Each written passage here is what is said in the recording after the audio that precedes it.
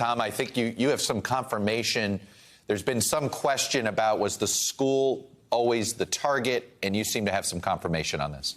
That's correct, Chuck. So I want to preface this with three things before I continue. So we're as transparent as possible. People understand where the information is coming from to the best of our ability, and to also understand the parameters of the information. I'll start there. First off, this is an ongoing criminal investigation into the horrific events that happened yesterday. As is often the case in the investigation, barely 24 hours old at this point. The information I'm about to share with you is subject to change as new information comes up, eyewitnesses are talked to, and the forensics information comes forward. But to the best of our knowledge, and the R in that is my colleagues Pete Williams, Jonathan Dean, Andrew Blankstein, and myself, based on multiple local and federal law enforcement officials who've been briefed on this investigation, they're telling us the following things as of 1 p.m. Eastern time.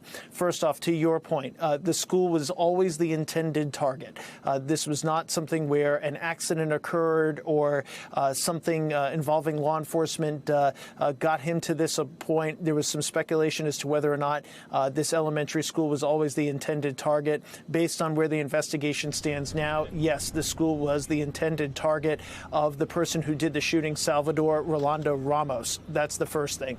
Second thing, as of this hour, there is no determination on the motive of this shooter, why he did this. Not that presumably anything that they could develop to a motive would make sense to the rest of us. But at this point, still no sort of motive has been determined. Regarding the guns, because I think there's a lot of questions about this, the headline here is that the guns all appear to be purchased legally. We're talking about two specific weapons, AR-15 style, as Kerry alluded to. According to multiple officials, those two weapons are a Smith & Wesson M&P.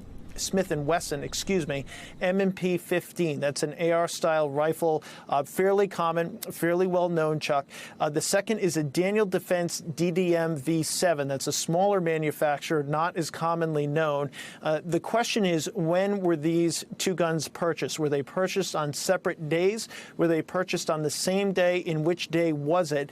Without getting into a 20-minute conversation on how this is determined, the fact that it involves actual literal paperwork in the type of information in the way that that is developed. We don't know specifically what day it is. There was a suggestion by a state lawmaker in Texas that it was his birthday.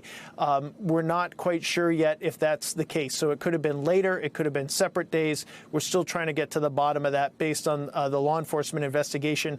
Only one of those AR-15 style weapons was taken inside, we're told. One was left outside, perhaps outside of his vehicle. There had been some reports and some suggestion online, and this frequently happens in these shootings, as you well know, that in fact the mother may have been involved in this, either at the school, the shooter's mother at the school, or was an employee of the school. We're told at this point that does not appear to be true. So again, all this subject to change, Chuck, but that's the most granular information we have at this hour.